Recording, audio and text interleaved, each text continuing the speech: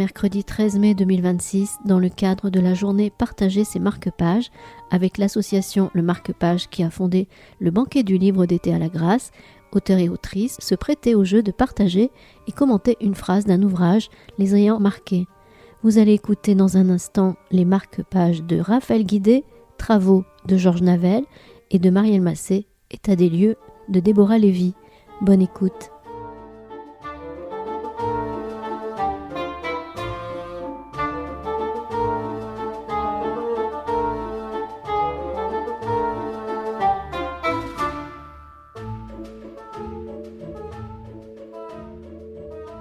On est juste à l'heure, je vais faire une petite présentation en toute simplicité, vous me connaissez. Je suis en bon macroniste maître des horloges, donc je vais faire une petite présentation, même si vous connaissez déjà Marielle et Raphaël. Je vais commencer par vous présenter, déjà pour vous remercier toutes les deux d'être venues, et commencer par vous présenter Raphaël Guidé, qui est professeur à Paris 8, si je ne me trompe pas, et qui a signé l'année dernière un livre très important que je vous engage à lire, qui s'appelle La ville d'après, Detroit, une enquête narrative, parue dans cette collection qui s'appelle Terra Incognita et qui recèle à chaque livre une vraie surprise et sur l'espace et sur la philosophie et, plus important que tout, je parle pour ma chapelle, évidemment, sur la littérature. Et je vous présente aussi Marielle, qui est directrice de recherche au CNRS et qui, vous le savez, a publié notamment un certain nombre de petites jaunes chez Verdier, dont les deux titres les plus récents sont Nos cabanes et Respire, plus proche de nous encore. Et ce matin, elles vont échanger autour de deux textes. Tout d'abord, Raphaël va nous parler de Georges Navel, que je vous invite évidemment à découvrir, voilà. Et ensuite, Déborah Lévy pour Marielle, que vous connaissez peut-être, mais dont elle va explorer une part encore inconnue. Merci à vous. Oui, alors je suis très heureuse d'être ici et d'avoir cette occasion aussi de discuter avec Marielle de ses marque-pages. On n'a pas choisi nos textes en se concertant. Moi, j'ai envoyé mon texte, elle a envoyé le sien, et je trouve que nos textes discutent l'un avec l'autre de façon assez frappante. Pour moi, l'exercice du marque-page, c'était un exercice que j'apparenterais à une forme de torture, c'est-à-dire j'ai une sorte de carnet de citations dans lequel je note quotidiennement des pages et des pages qui me traversent, qui me préoccupent, que je remâche, etc. Et donc devoir en choisir une parmi toutes celles que j'ai pu accumuler en des décennies de lecture, c'était extrêmement difficile. Et puis des pages sur des maisons, j'en avais beaucoup. Donc j'ai choisi finalement de partager ce texte de Georges Navel. D'abord peut-être parce que, alors peut-être que vous connaissez tous Georges Navel, mais moi je l'ai découvert assez récemment, complètement par hasard, dans un livre d'Ernesto De Martino sur les apocalypses culturelles, donc un livre d'un anthropologue italien qui parle de la perte du monde rural en Italie, le thème pasolinien par excellence, et qui, à cette occasion, cite justement une sorte de marque-page, un paragraphe de Georges Navel, et ce paragraphe m'a totalement saisie. Si bien que je suis allée tout de suite quasiment à la bibliothèque pour essayer de trouver l'ouvrage dont il était issu. Et c'est comme ça que j'ai découvert Georges Navel, auteur parfois qualifié de prolétarien, ouvrier et écrivain. Et je vais vous lire son texte et puis après vous expliquer peut-être un peu pourquoi ce texte, pardon, merci Marielle, m'a un peu saisie. Il y a 6 mois que je n'ai dormi dans un lit. J'ai bourlingué tout l'été. J'ai vu de nouvelles choses et refait malgré moi connaissance avec des anciennes. Dormir ou manger, j'ai vécu à terre. Le travail m'a conduit ici et là, j'ai suivi sa piste. D'anciennes pistes et de nouvelles pistes. Le gibier du travail est rare. Va-t-il se dérober à présent ? En plaine, j'ai cueilli le tilleul. En montagne, retourné le foin. Des bricoles qui n'ont rien rapporté. Dans la haute montagne, j'ai fait du terrassement dans les basses Alpes. La récolte de la lavande, celle du sel aux salins d'hier. J'ai fait de mon mieux en traquant la bête du travail pour épargner sur ma chasse. Je me suis nourrie le plus économiquement qu'il est possible, sans user du restaurant ni de l'hôtel. J'avais sur moi l'hôtel-restaurant, mon havre-sac, la marmite, la tente et les couvertures. Je n'ai pas suivi le caprice, mais le gibier du travail. Pour l'automne, j'aurais voulu être en Espagne. Il fallait quelques avances pour m'y rendre. Là-bas, sans doute, j'aurais trouvé à m'employer à la récolte des oranges, vers Valencia. L'année a été pluvieuse. Les journaux ont signalé des inondations. Je suis arrivée au Salins d'hier, à l'époque où, normalement, commence la récolte. La direction des Salins a estimé qu'il fallait attendre, qu'un temps plus favorable permettrait une récolte plus abondante. 15 jours, un mois d'attente, sur lesquels je ne comptais pas. Au début, j'étais noyée par l'inquiétude. J'ai cherché du travail ailleurs, il n'y en avait pas. Les vendanges aussi commenceraient avec un sérieux retard. Que faire d'autre ? L'attente était douce. J'ai fixé mon campement sous les pins, près de la plage. Il a fait beau. Une chaude lumière règne dans le sous-bois et sur les étangs. J'ai chassé la nourriture dans les arbres. Dans les pins parasols, il y a des pommes de pin. J'ai cassé les pignons entre deux pierres pour en extraire les amandes menues. Il y faut une patience d'ange, et il est bon de procéder en série. Il faut grimper aux arbres, trouver un arbre accessible, s'écorcher et se défendre des temps avec une branche de feuillage. J'ai fait aussi la pêche au crabe dans les canaux des marais, mais malgré toutes les chasses, il a fallu entrer tout de même dans les boutiques d'hier pour acheter le lard et les spaghettis. Il n'est plus rien resté de l'argent gagné à la lavande quand le sel a commencé. Sans le vouloir, j'ai pris un mois de vacances, un mois d'oubli à demi nu, les livres, les lettres, les bains. Le temps a coulé. La récolte a commencé. J'ai tenu le coup aisément. C'est une ancienne piste de fatigue. Je suis fait à la pelle, à la brouette, à la pesante charge, à l'éclat de neige des champs de sel. Tout allait bien, mais la pluie est revenue. Des journées de perdu. Puis le temps a tourné à l'orage. L'orage a tourné au déluge pendant la nuit. À l'abri précaire de la tente, je ne crânais pas dans la tempête. Les arbres craquaient. La légère toile, est-ce que le vent allait l'emporter ? Un feu d'artifice livide, un bombardement d'éclairs dans le vacarme du vent et des vagues. Au matin, c'est fini. La nature reprend haleine. Elle est lasse. Un flot boueux s'étend au large. Les prévisions de la direction des Salins étaient mauvaises. Le retard apporté à commencer la récolte tourne au désastre. Pour moi, c'est 15 jours de travail au lieu de 40, après une attente d'un mois. Il faut renoncer au départ en Espagne. Voilà, je trouve que c'est un texte qui est magnifique, je trouve, qui fait entendre cette langue en fait, de Navel, qui est une langue d'une sorte de limpidité, de simplicité, de clarté étonnante et qui me touche peut-être aussi. Vous savez, pour moi, les livres sont des amis, et il y a des amis qu'on aime parce qu'ils nous ressemblent, et puis il y a des amis qu'on aime parce qu'ils sont très différents de nous. Pour moi, ce texte, c'est un peu tout ce que je ne suis pas. Moi, la citadine banlieusarde de Paris qui a découvert les moutons et les vaches, puisqu'il était question de vaches, au salon de l'agriculture. Moi, dont les parents vivent depuis 50 ans dans le même appartement avec tellement de meubles qu'un déménagement est impossible. Moi qui n'ai jamais eu peur de l'orage, si ce n'est dans des campings dans lesquels malgré tout je ne risquais pas grand-chose. Moi qui n'ai jamais eu à plier mon corps à ces travaux qui ont été justement l'ensemble de la vie de Georges Navel. Et donc c'est un texte qui me touche aussi parce qu'il parle de la précarité, évidemment, qui est quelque chose qu'on peut tous ressentir à certains moments de son existence, mais qu'on ressent tous assez différemment, évidemment, suivant sa situation sociale et suivant sa situation historique aussi. Et en fait, il parle de cette précarité à la fois, et tout son livre est comme ça, c'est une espèce de succession assez discontinue. On ne sait pas où est sa maison, alors que manifestement il a un foyer plutôt qu'une maison, puisqu'il a une femme et des enfants quelque part.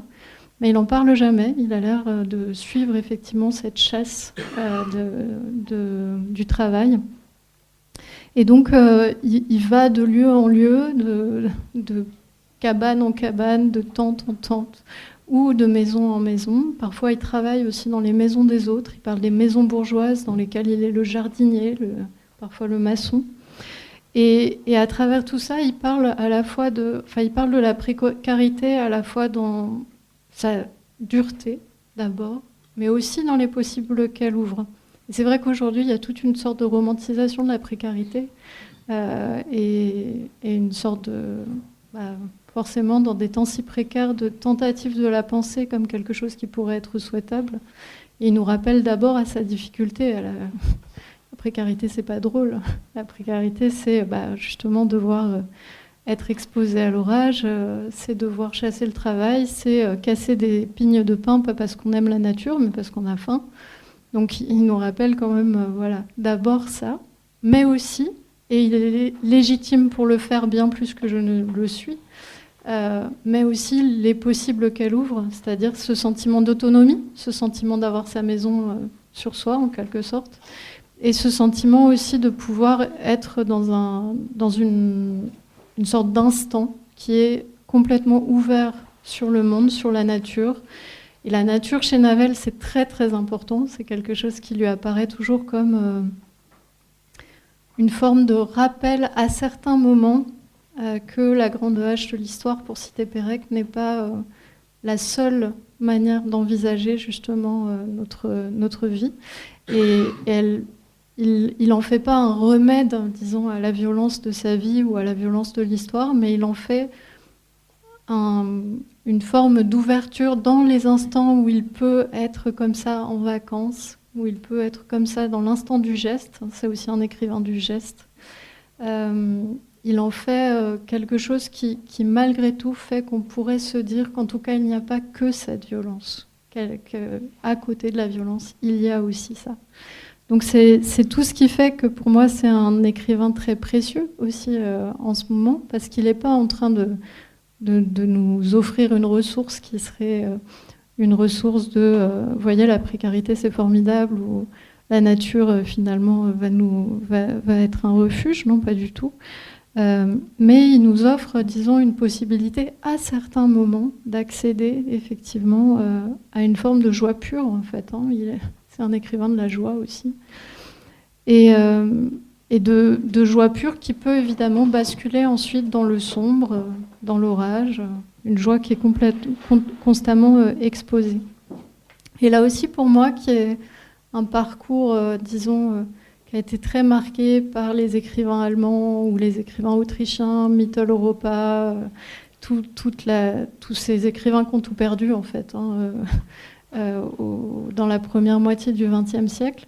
Il apporte un autre regard. Alors, vous connaissez sans doute ce très beau texte de Rilke, Les carnets de Malte Lauritz-Brigg, dans lequel Rilke, en fait, adopte une écriture très fragmentaire, très empêchée en quelque sorte. Et Malte, donc, qui est une sorte de double de Rilke, à un moment dit qu'il devait être facile d'écrire quand on était dans les maisons aristocratiques et que la poésie coulait comme de source dans ces maisons stables, finalement, dans cet univers stable qui était celui de l'aristocratie. Alors là, on devait pouvoir écrire, tandis que moi, dans ma chambre de bonne, où j'ai faim, froid et où je suis isolée dans Paris tout seul, je n'arrive pas à écrire autre chose que ce journal qui est une entreprise, on sent, magnifique, mais difficile, qui est contrarié en quelque sorte par cette précarité. Et Navel, lui, il n'a jamais eu de maison au sens aristocratique du terme. Il a eu une maison paysanne dont il parle beaucoup, qui est la maison de ses parents. Il est le plus jeune de 13 enfants. Et cette maison, il l'a eue, mais elle est vendue par ses parents quand tous les enfants sont partis.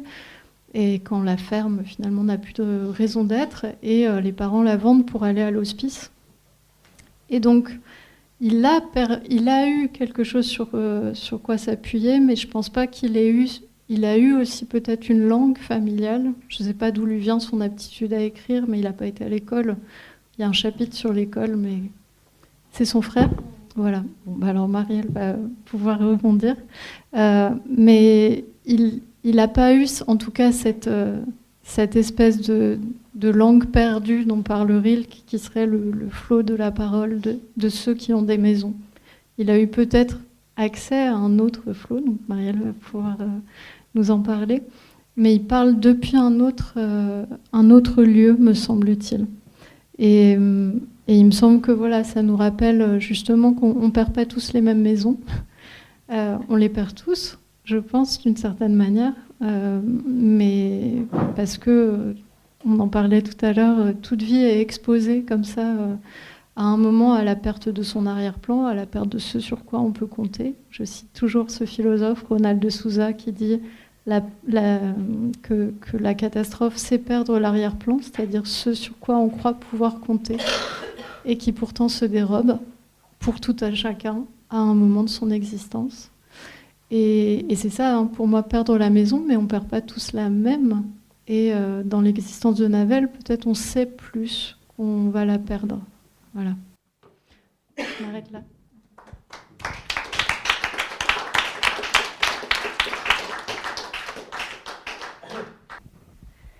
Oui, bonjour. Alors, je parle trop fort? Non. Je suis très, très heureuse, moi aussi, d'être ici, de voir tant de visages amis, estivaux, la plupart du temps, et très touchée de faire ce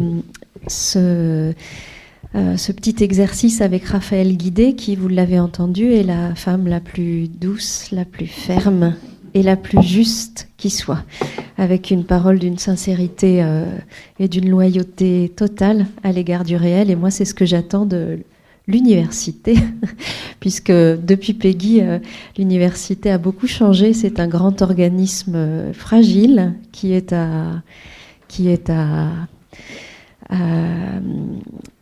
maintenir, à protéger, à sauver. Et donc, ce qu'a très bien dit tout à l'heure Anne Simonin peut aussi être poussé vers nous avec une attente différente vis-à-vis de nos métiers. Alors, je vais continuer sur la maison. J'ai le sentiment d'avoir été celle qui a choisi le texte le plus domestique, peut-être. J'essaierai d'expliquer pourquoi après. Donc c'est un extrait du 3e tome de la trilogie autobiographique. Vous nous direz pourquoi vous rigolez après. C'est un extrait du 3e tome de la trilogie autobiographique de Déborah Lévy. Le premier s'intitule « Ce que je ne veux pas savoir ». Le deuxième, « Le coût de la vie ». Le coût de la vie, ce qu'il en coûte de vivre et d'essayer de s'accorder soi-même à sa propre vie. Et le troisième, en français, s'intitule « État des lieux ». Et c'est la traduction de la formule anglaise « real estate », c'est-à-dire à la fois le vrai lieu et l'immobilier. Alors, je ne sais pas si vous êtes des gens qui passez votre vie à tourner le regard vers les annonces des agences immobilières ou qui, en voyage, passez votre temps à vous dire ah, je pourrais vivre ici. Moi, c'est un petit peu mon cas. En tout cas, c'est un texte qui parle de la recherche de maison et qui vous le verrez, aboutit à la trouvaille d'autre chose qu'une possession. En tout cas, une possession d'un genre très particulier. Moi aussi, je cherchais une maison où je pourrais vivre et travailler à mon rythme, mais même dans mon esprit, ce foyer était flou, immatériel, irréaliste. J'aspirais à une vieille demeure majestueuse avec un grenadier dans le jardin. Elle avait des fontaines et des puits, de splendides escaliers en colimaçon, des mosaïques au sol, des traces des rituels de tous ceux qui m'avaient précédé dans cet endroit. Cette maison était donc vivante, elle avait eu une belle vie, c'était une maison aimante. Je désirais intensément cette maison, mais je n'arrivais pas à la situer géographiquement, et je ne savais pas non plus comment acquérir un bien aussi spectaculaire avec mes revenus précaires. Je l'ai quand même ajouté à mon portefeuille de propriétés imaginaires, avec quelques autres propriétés imaginaires de second ordre. Mais chaque fois que j'essayais de me figurer dans cette vieille demeure majestueuse, je me sentais triste, comme si tout l'intérêt de la chose était la recherche de la maison. Alors que j'étais dans le métro, direction Highbury et Islington, elle habite à Londres, j'ai ajouté quelques détails à ma propriété imaginaire. Malgré sa cheminée ovoïde, ma maison de premier ordre était évidemment située dans une région qui bénéficiait d'un climat chaud, près d'un lac ou de la mer. Je ne voulais pas d'une vie où je ne pourrais pas nager tous les jours. J'avais du mal à l'admettre, mais la mer et le lac étaient plus importants que la maison. Manifestement, acquérir une maison n'était pas la même chose qu'acquérir un foyer. Une question liée au foyer me tournait autour et je l'éloignais à coups de tapette chaque fois qu'elle se posait à proximité. Qui d'autre vivait avec moi dans cette vieille demeure majestueuse avec le grenadier? La fontaine mélancolique était-elle ma seule compagne? Non. Il y avait forcément quelqu'un d'autre avec moi, peut-être même que cette personne se rafraîchissait les pieds dans la fontaine. Qui était cette personne? Je vivrais bientôt seule. Je n'avais pas envie d'y penser. Alors j'ai rassemblé quelques affaires que je voulais apporter dans mon nouveau cabanon d'écriture. Il s'agissait littéralement d'une oasis au milieu des palmiers, des fougères et des gros bambous. Je n'en croyais ni mes yeux, ni ma chance. Le jardin qui entourait mon nouveau cabanon d'écriture, qu'elle loue à une de ses amies en fait, le jardin qui entourait mon nouveau cabanon d'écriture, construit sur une terrasse en bois, avait l'air d'une forêt tropicale. Ce cabanon ressemblait beaucoup à la vie que je recherchais, même si ça n'était qu'un arrangement temporaire. Je veux dire que ce bien n'était pas à moi, il ne m'appartenait pas, je le louais, mais je possédais son atmosphère. En fait, c'est la phrase que j'ai soulignée dès la lecture de ce récit, et en ce sens, ce geste que désigne le fait de corner une page, dans mon cas c'est souligner, écrire quelque chose dans la marge, comme si on savait qu'il y avait là quelque chose de particulièrement singulier, intense pour vous, et qu'on se prépare un souvenir de lecture en soulignant, et qu'on se prépare à se rappeler et à travailler, disons, la justesse de cette phrase, soit qu'elle vous ait interrogé, soit qu'elle vous soit tout à coup apparue comme un chemin possible, une sorte de porte de sortie dans cette voie sans issue qui est parfois le chemin de la vie. Hop, je peux prendre la tangente grâce à cette phrase. Ce lieu ne m'appartenait pas, mais je possédais son atmosphère. Alors, bien sûr, j'ai choisi ce texte pour plusieurs raisons. D'abord, par admiration et reconnaissance pour cette trilogie de Deborah Levy. Je l'ai lu d'abord en anglais, et c'est peut-être l'un des livres qui m'a décidé à, pendant quelque temps, pour plusieurs années, et c'est toujours à peu près le cas, ne lire presque que des livres de femmes.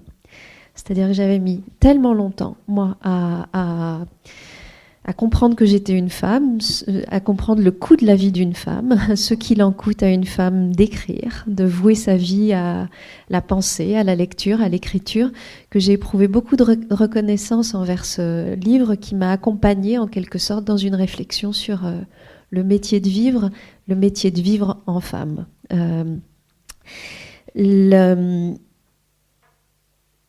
La deuxième raison, évidemment, c'est ce dont il est question à propos de la recherche de maison. Alors, oui, j'ai écrit ce livre chez Verdier qui s'appelle Nos cabanes. Une cabane, c'est à la fois beaucoup moins et un peu plus qu'une maison. C'est beaucoup moins qu'une maison parce que c'est un lieu de la précarité. Une cabane ne fournit pas un abri réel ou durable à une vie qui pourrait en quelque sorte se reposer dans la possibilité de ce lieu. Je sais qu'il y a beaucoup de gens qui vous conseillent de sortir de votre zone de confort, que ce soit au travail ou... Moi, j'ai l'habitude de penser que trouver une zone de confort, c'est pas mal dans l'existence. Et je me souviens qu'une jeune femme était venue vers moi un jour avec beaucoup de détresse et puis m'a raconté qu'elle était en train de monter un squat avec des amis à elle. Et puis elle cherchait un nom pour ce squat. Et moi je lui ai dit faut l'appeler zone de confort. Et donc une cabane c'est beaucoup moins qu'une maison. Et en même temps c'est un peu plus qu'une maison parce que quand on a une maison, une cabane c'est une espèce de machine à rêver en fait. C'est ce poros sur lequel qui permet d'échapper, je sais pas moi, à l'enquistement familial, à la difficulté domestique, à l'exposition étrange qui est celle d'un corps à son propre intérieur.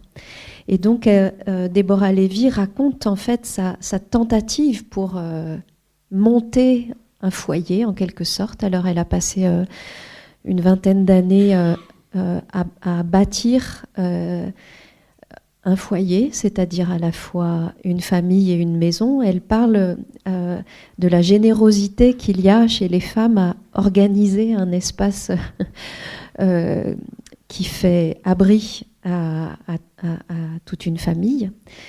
Et puis la vie a été faite d'une série de déchirements, etc. Le premier étant son exil de l'Afrique du Sud où elle a grandi et où son père a été longtemps emprisonné pour soutien en fait à la cause, disons à la cause noire, à la lutte contre l'apartheid. Donc ils sont, elle et sa mère et toute la fratrie sont venus vivre en Angleterre. Donc elle a été arrachée plusieurs fois et elle a été aussi séparée privée de cette maison qu'elle avait bâtie. Et depuis elle va un peu de maison en maison. Et bien sûr, j'ai été très touchée par cette phrase finale qui parle de posséder une atmosphère plutôt qu'un lieu.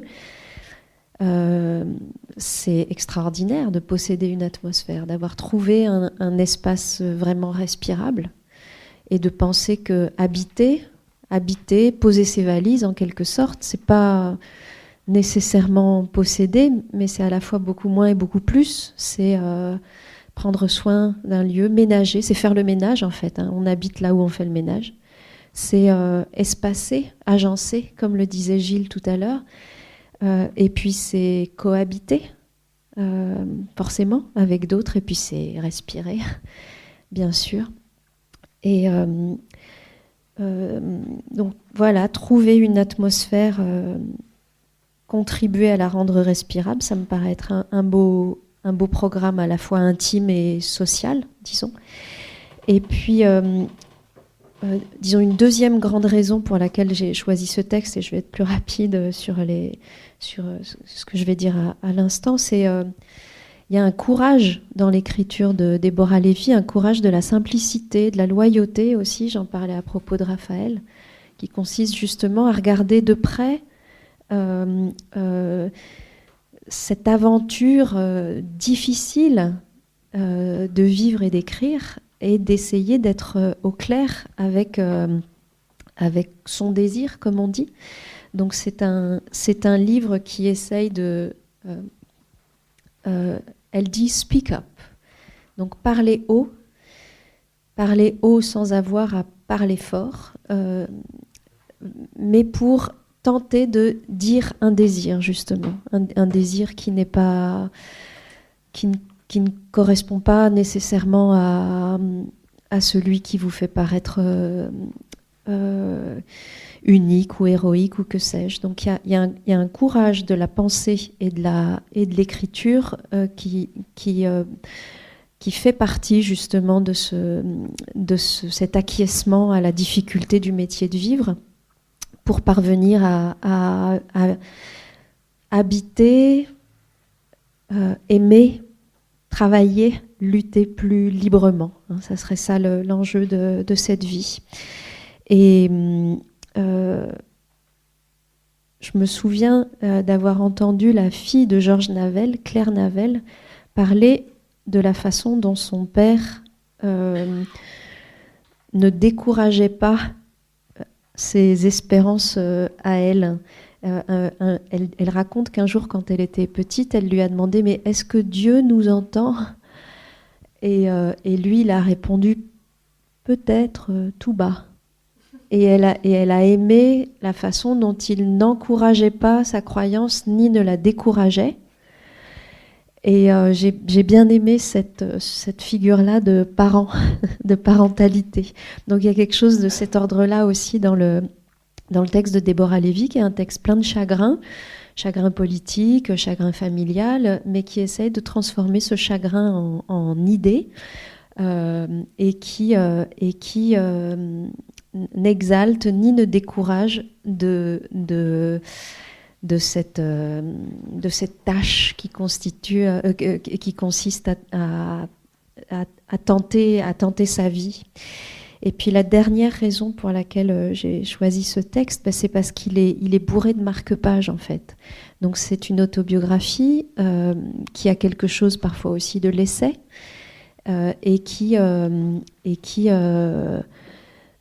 s'appuie sur des trésors de lecture. Quelques phrases de Duras, de Virginia Woolf bien sûr, de Perec, de Proust, de Freud. Et c'est un livre qui raconte aussi ce que c'est qu'une vie qui trouve ses étayages peut-être juste dans quelques phrases. Et voilà. Alors j'étais un peu, quand j'ai lu les textes des autres, j'étais pas très fière de moi parce que je me suis dit, il y a un aspect vraiment très domestique dans cette recherche. Alors ça parle de moi, ma recherche de maison, bien sûr. En plus, là, je suis privée momentanément de maison, donc tout de suite, d'abord, il fallait que je choisisse parmi les quelques livres qui n'étaient pas dans des cartons. Et puis ça parle aussi de cette quête, en fait, cette quête de respiration. Si habiter, c'est respirer, alors moi, je suis d'accord pour chercher une zone de confort.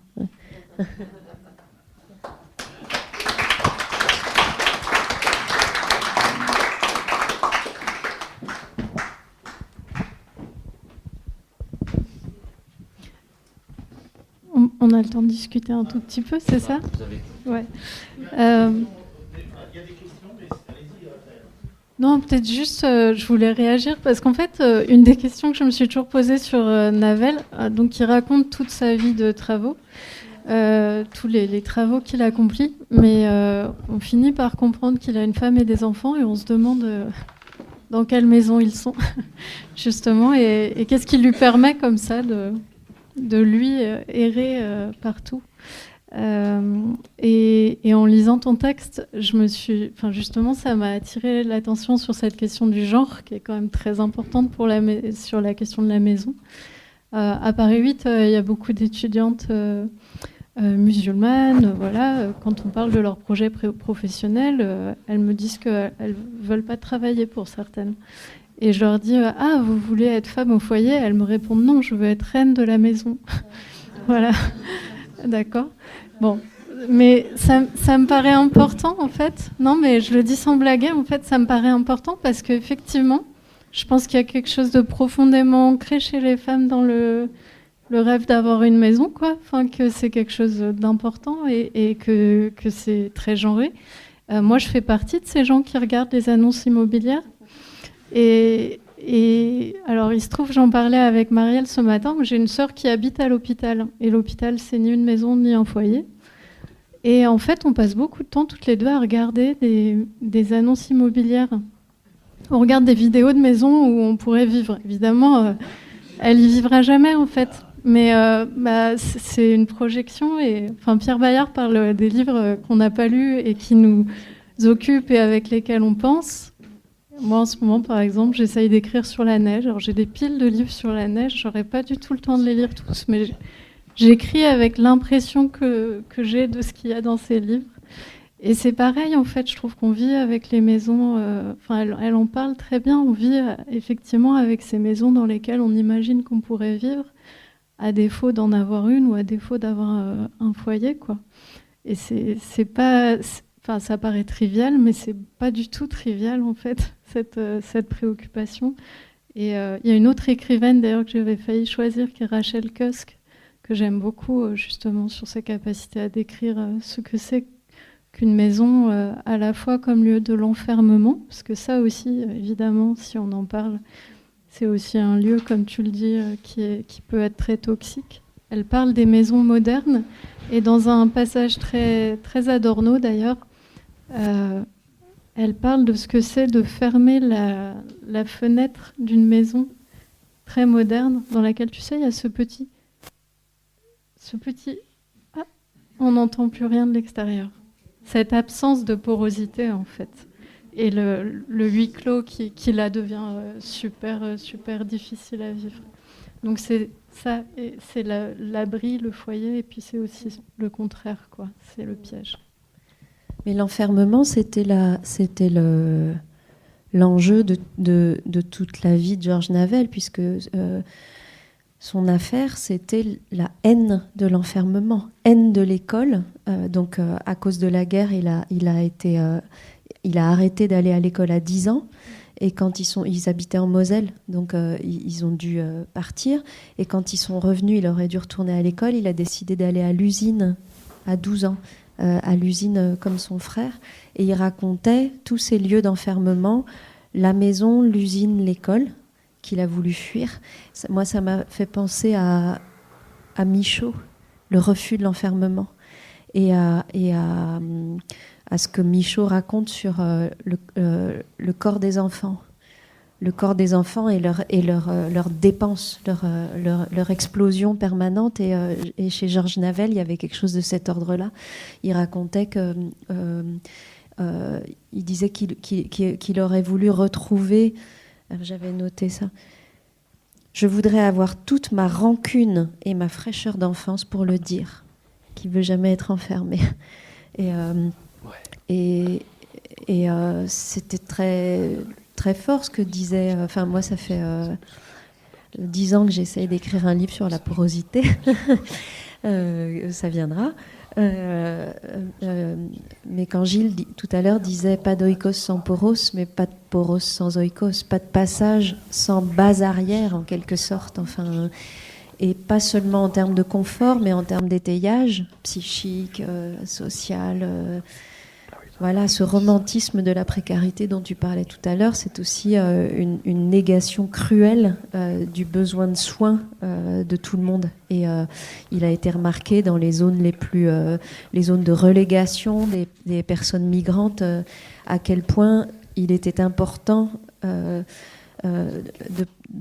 pouvoir appliquer un soin à sa cabane faite de bâches, de pouvoir avoir des gestes d'égard pour les lieux pourtant les plus boueux, les plus... mais à quel point c'était important d'avoir cet oikos. Et Georges, tu disais un écrivain de la joie.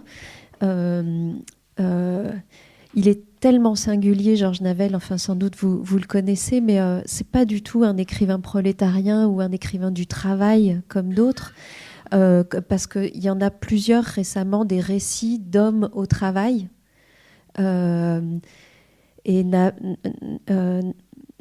Georges Navel, il est entre Simone Veil et Rimbaud.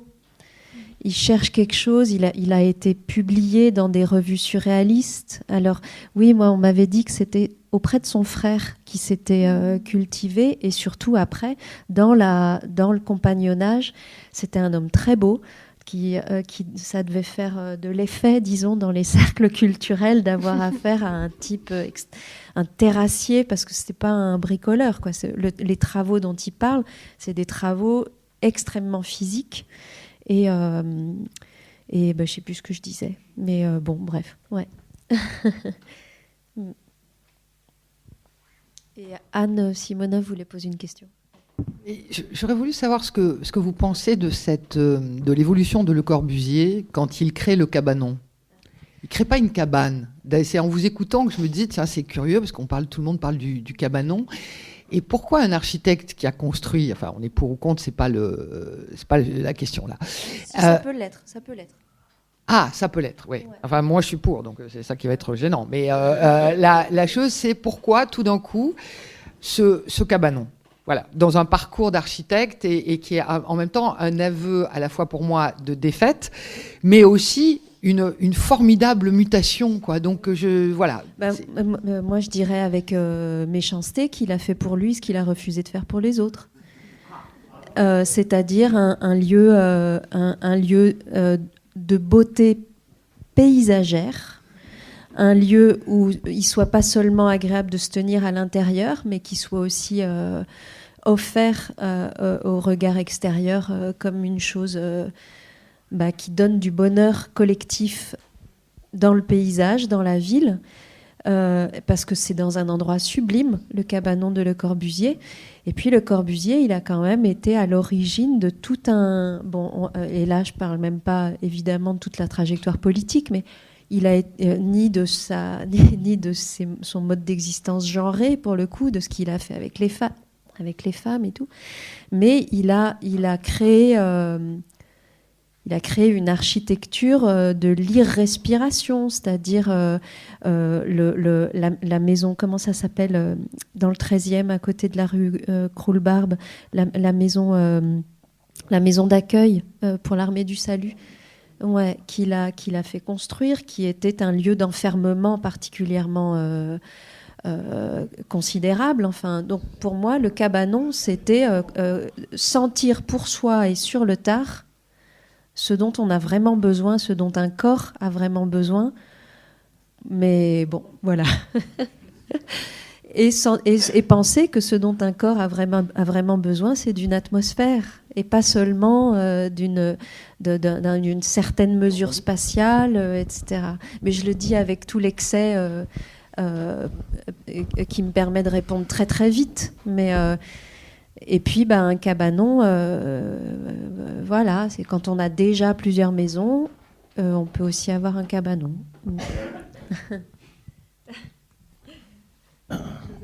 Non, moi, j'ai rien à dire du cabanon, je dois dire.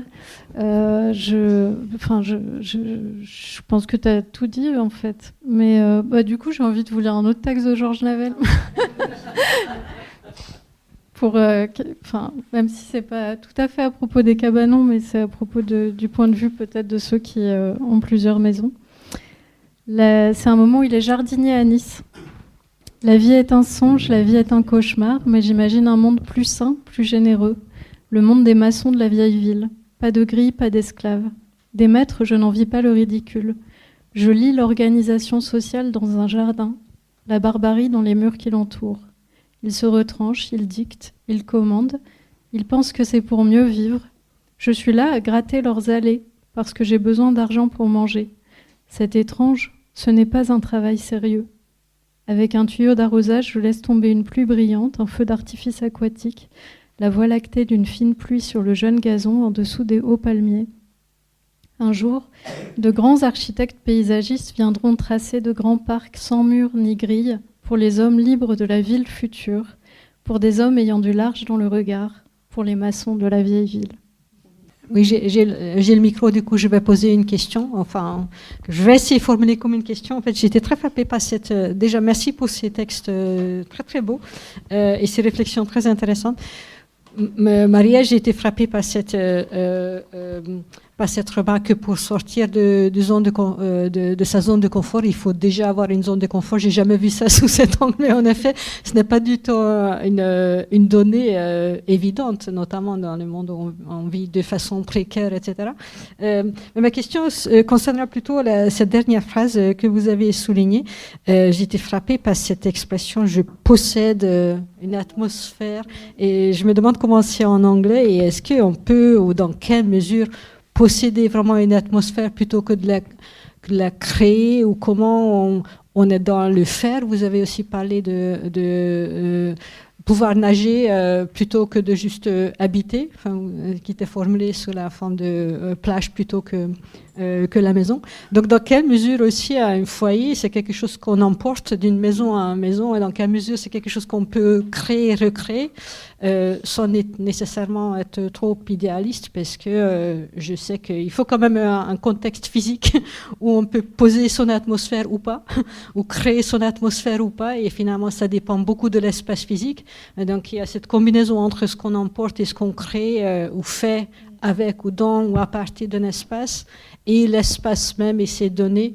Donc je ne sais pas où va cette question, mais voilà, il y avait plusieurs questions finalement dans une par rapport à cette possession d'une atmosphère et sa possibilité, et comment ça fonctionne pour vous tous les deux, du coup, par rapport à toutes les deux, pardon. Annabelle aussi, c'est peut-être une question intéressante. Dans quelle mesure, pour lui, c'est une forme d'habiter ou pas finalement, de circuler comme ça, errer? Merci.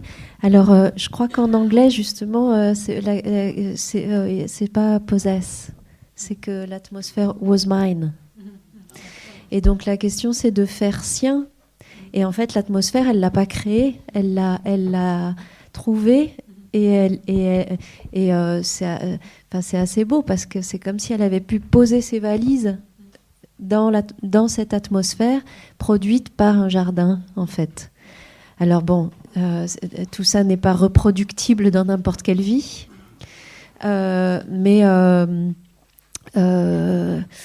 oui, donc il ne s'agit pas de créer une ambiance, il s'agit plutôt d'arriver à peut-être aussi se satisfaire de quelque chose qu'on trouve, que la vie vous offre momentanément, et de trouver à se reposer. Alors se reposer dans l'air, c'est pas...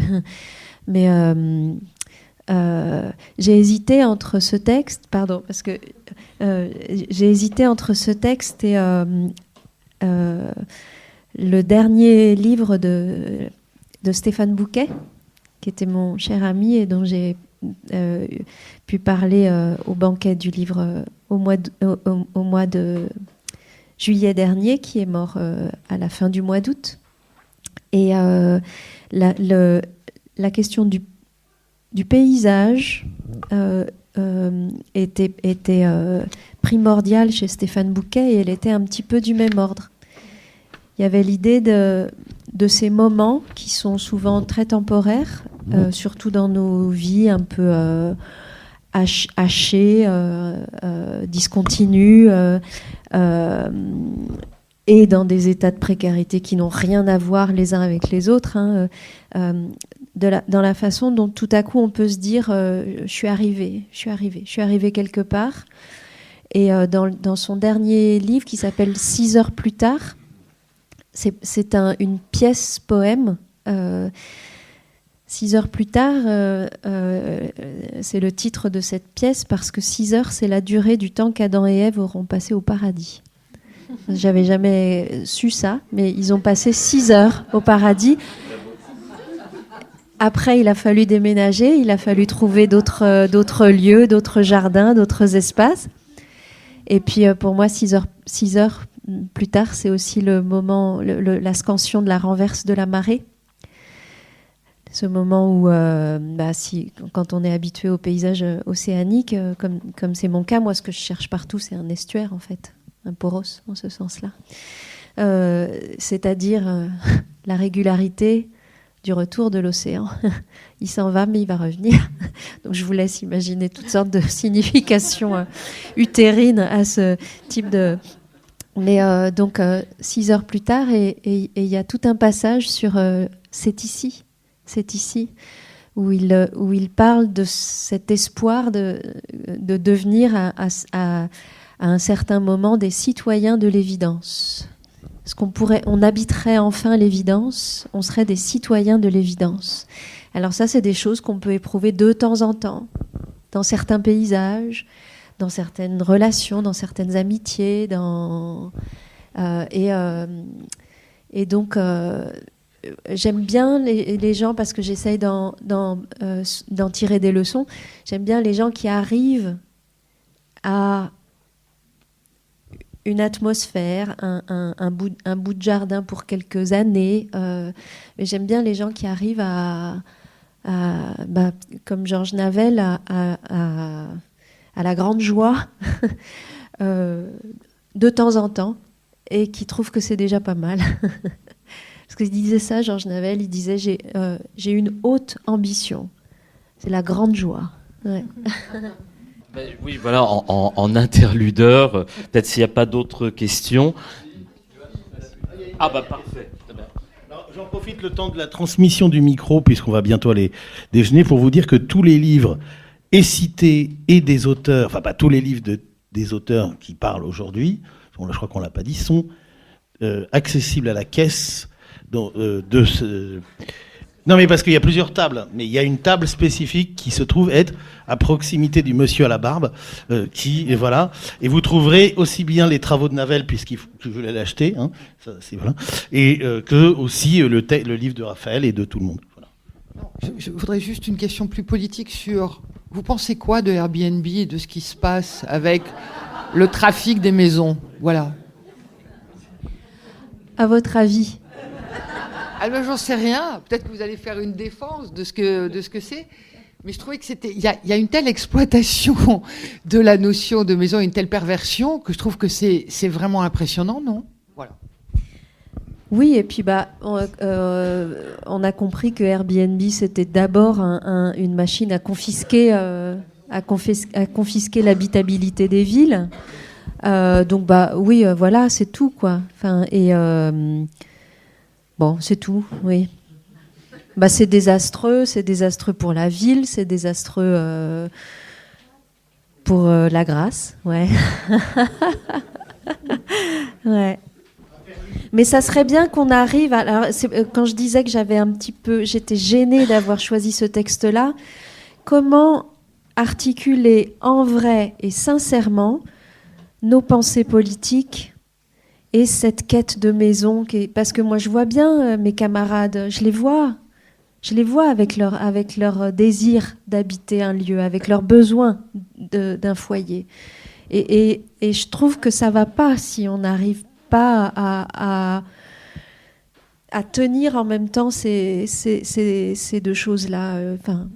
C'est un peu tard pour le dire, mais faudrait pas que la maison qu'il y ait une espèce d'indignité ou de secret de ce besoin-là derrière nos appels à la lutte et à la mobilisation.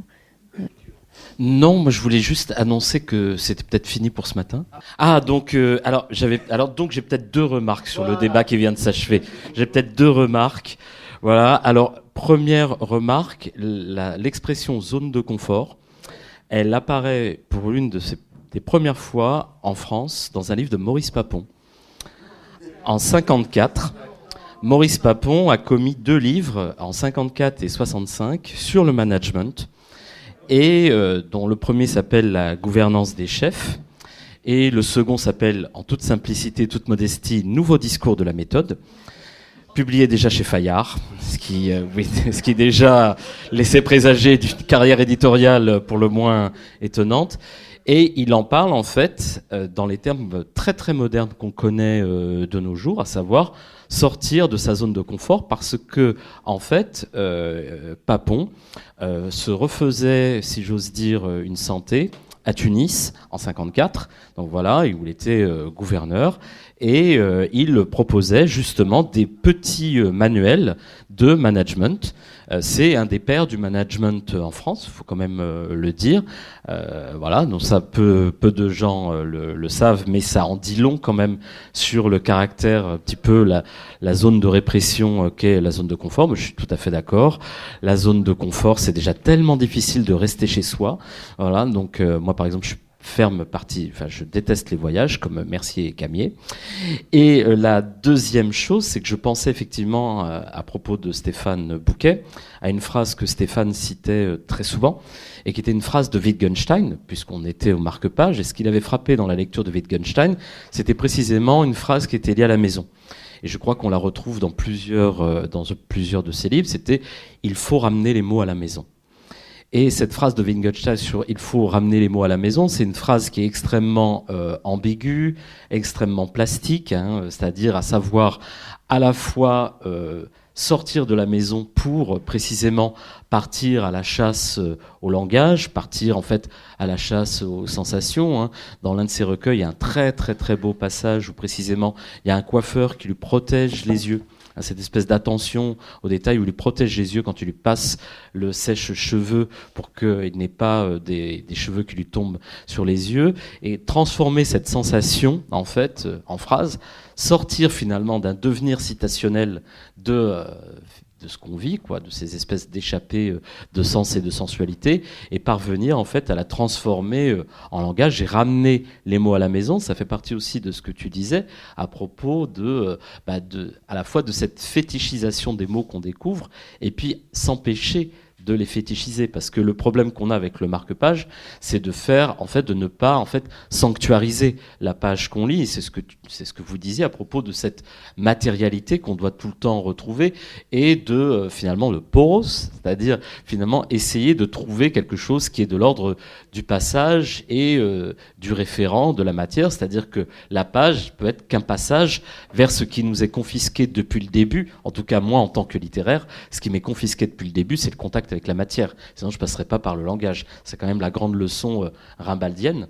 Et donc, à partir de là, voilà, donc c'était mes deux petites remarques très longues, puisqu'on m'a annoncé que le repas était décalé de 45 minutes. Voilà, mais je pourrais, c'était les deux petites remarques, dont la première se voulait évidemment éminemment polémique.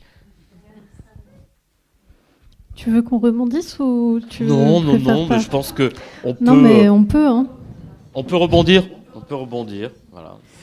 Eh ben, Navel, justement, il montre que